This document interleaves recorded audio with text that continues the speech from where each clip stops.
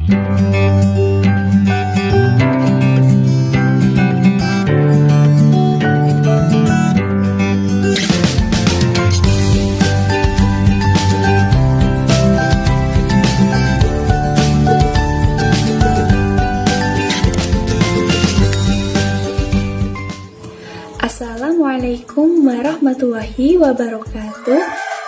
Perkenalkan, nama saya Nikmatul Rafikoh, NIM 2419051, jurusan Pendidikan Islam Anak Usia Dini, kelas B.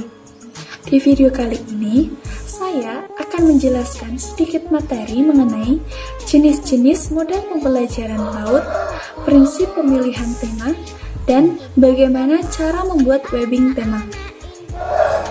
Hal ini guna memenuhi tugas ujian tengah semester mata kuliah pengembangan kurikulum PAUD dengan dosen pengampu Bapak Muhammad Irsyad MPD.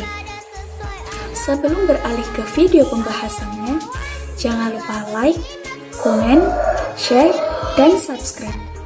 Enjoy this video! Model pembelajaran merupakan suatu desain atau rancangan yang menggambarkan proses rincian dan penciptaan situasi lingkungan yang memungkinkan anak untuk berinteraksi dalam pembelajaran tersebut, sehingga terjadilah perubahan atau perkembangan pada diri anak. Adapun beberapa jenis model pembelajaran yang dilaksanakan di pendidikan anak usia dini yaitu diantaranya yang pertama, model pembelajaran klasikal, model pembelajaran kelompok, model pembelajaran area, model pembelajaran sudut, dan yang terakhir, model pembelajaran BCCT.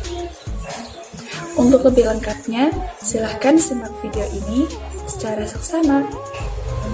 Model pembelajaran klasikal merupakan pola pembelajaran yang dalam waktu bersamaan kegiatan dilakukan oleh seluruh anak dalam satu kelas.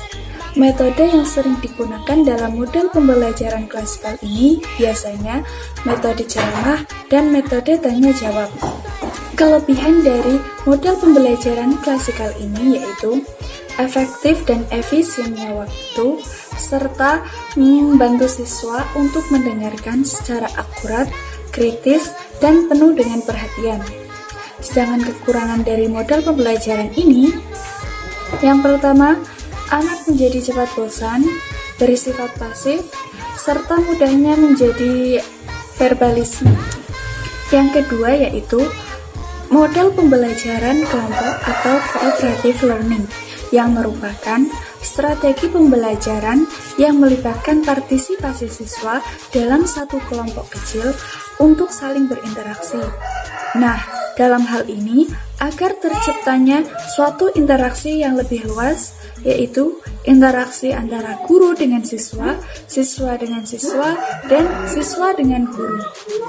Kelebihan dari model pembelajaran kelompok ini yaitu anak tidak terlalu bergantung pada guru, terus dapat memberikan kesempatan untuk bertatap muka, berinteraksi, dan berdiskusi, serta anak dapat bekerja sama dengan lebih efektif. Sedangkan kekurangannya yaitu anak yang mempunyai kemampuan yang lebih akan merasa terhambat oleh anak yang mempunyai kemampuan kurang, sehingga dapat mengganggu kerjasama antar kelompok tersebut. Model yang ketiga yaitu model pembelajaran area atau minat. Model ini lebih memberikan kesempatan pada anak didik untuk memilih atau melakukan kegiatan sendiri sesuai dengan minatnya.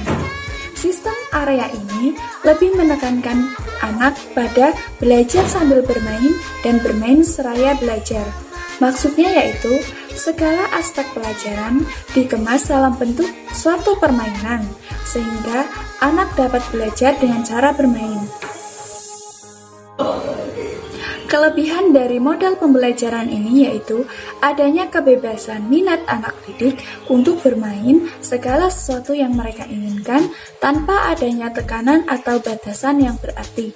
Sedangkan kekurangannya adalah anak didik hanya memilih satu atau dua area permainan yang memang benar-benar diminatinya, serta terbukanya kemungkinan anak untuk berpindah mainan berkali-kali sebelum anak tersebut menyelesaikan area permainan awalnya. Yang keempat yaitu model pembelajaran berdasarkan sudut-sudut kegiatan. Model ini memberikan kesempatan kepada anak didik untuk belajar lebih dekat dengan kehidupannya sehari-hari. Model pembelajaran sudut ini menggunakan langkah-langkah pembelajaran yang hampir sama dengan model pembelajaran area. Hanya saja, sudut-sudut kegiatan merupakan pusat kegiatan yang berdasarkan dengan minat anak. Alat-alat yang digunakannya pun lebih bervariasi dan sering diganti, disesuaikan dengan tema atau subtema yang sedang dibahas. Dan yang terakhir, yaitu model pembelajaran BCCT, yang merupakan pendekatan pembelajaran yang dalam proses pembelajarannya dilakukan di dalam lingkaran atau circle times dan sentra bermain. Pendekatan BCCT ini lebih menekankan bermain daripada belajar. Adapun kelebihan dari model pembelajaran BCCT ini yaitu dapat memberikan pengalaman bermain bagi anak secara lengkap dan mendalam, serta fleksibel dan kontekstual. Sedangkan kekurangannya yaitu dapat menghalangi kebebasan anak untuk memilih lebih dari satu permainan. Kemudian, materi yang kedua yaitu prinsip dalam memilih tema. Nah, yang dimaksud dengan tema sendiri merupakan topik yang menjadi payung untuk mengintegrasikan seluruh konsep dan muatan pembelajaran melalui kegiatan main dalam mencapai kompetensi dan tingkat perkembangan sesuai dengan yang diharapkan. Dalam membuat tema, terdapat beberapa prinsip diantaranya prinsip kedekatan, prinsip kesederhanaan, prinsip kemenarikan, prinsip keinsidentalan, dan daya dukung. Yang pertama yaitu prinsip kedekatan. Nah, prinsip kedekatan ini hendaknya dipilih dari tema yang terdekat dengan kehidupan anak, baik itu secara fisik maupun secara emosi atau minat anak. Nah, contohnya seperti tema diri sendiri ataupun tema lingkunganku. Yang kedua yaitu prinsip kesederhanaan. Nah, prinsip kesederhanaan ini diambil dari tema yang sudah dikenali oleh anak agar anak dapat menggali lebih banyak dan lebih dalam lagi mengenai pengalamannya. Nah, contoh dari prinsip kesederhanaan ini yaitu tema lingkunganku dengan subtema kebun pisang. Yang ketiga yaitu prinsip kemenarikan. Nah, tema yang dipilih dari prinsip kemenarikan ini hendaknya mampu menarik minat anak untuk belajar.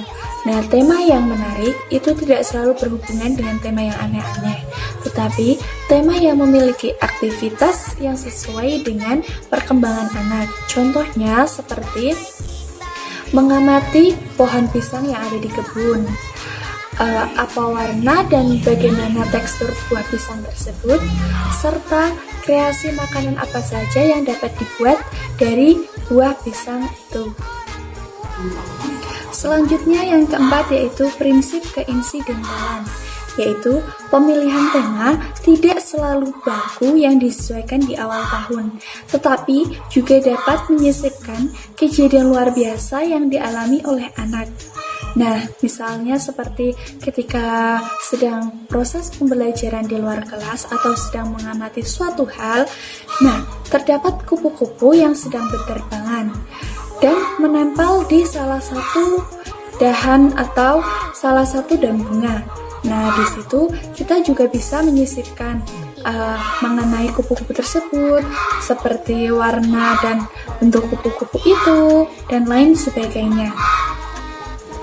Nah, yang terakhir yaitu daya dukung, di mana pemilihan tema ini disesuaikan dengan kemampuan guru dalam memahami suatu tema, serta ketersediaannya sarana prasarana pembelajaran yang ada di lingkungan sekitar. Nah, Untuk materi atau pembahasan yang terakhir yaitu bagaimana cara membuat pengembangan atau webbing tema, seperti contoh yang ada di bawah ini. Adapun cara-cara atau langkah-langkah yang harus dilakukan yaitu sebagai berikut. Yang pertama, melakukan pemetaan tema. Nah, di sini saya membuat tema dengan tema lingkunganku. Kemudian, melakukan pemetaan tema dengan membuat webbing atau mapping tema. Maksudnya, setiap tema yang telah diidentifikasi dikembangkan ke dalam subtema.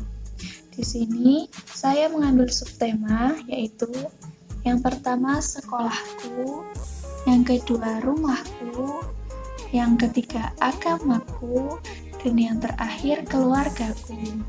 Kemudian langkah yang terakhir yaitu dari webbing tema tersebut dibuat secara sederhana yang nantinya akan dipelajari oleh anak didik. Nah, contohnya di sini yaitu yang pertama sekolahku. Di sini di subtema sekolahku saya membuat yaitu yang pertama apa aja peralatan yang ada di sekolah. Terus yang kedua, permainan apa saja yang sering dimainkan di sekolah. Yang ketiga, kegiatan apa saja yang dilakukan di sekolah. Dan yang terakhir, benda apa saja yang ada di sekolah. Kemudian, untuk subtema rumahku, yang akan dipelajari oleh anak didik nantinya yaitu yang pertama, bagian-bagian rumah, ruangan yang ada di rumah, perabotan-perabotan rumah, serta aturan-aturan yang ada di dalam rumah. Kemudian, untuk yang subtema keluargaku, saya mengambil contoh yaitu nama ayah dan ibuku, pekerjaan ayah dan ibuku, siapa saja anggota keluargaku, dan yang terakhir kebiasaan yang ada di keluargaku. Nah, untuk subtema yang terakhir yaitu agamaku, saya mengambil contoh untuk yang dipelajari oleh anak usia dini yaitu siapa Tuhanku, apa saja rukun Islam, apa saja rukun iman, dan nama-nama malaikat serta nabi. Nah, seperti itulah bagaimana cara membuat pengembangan atau webbing tema. Kurang lebihnya seperti itu. Mungkin itu saja yang dapat saya sampaikan. Sekian dari saya. Wassalamualaikum warahmatullahi wabarakatuh. Dadah.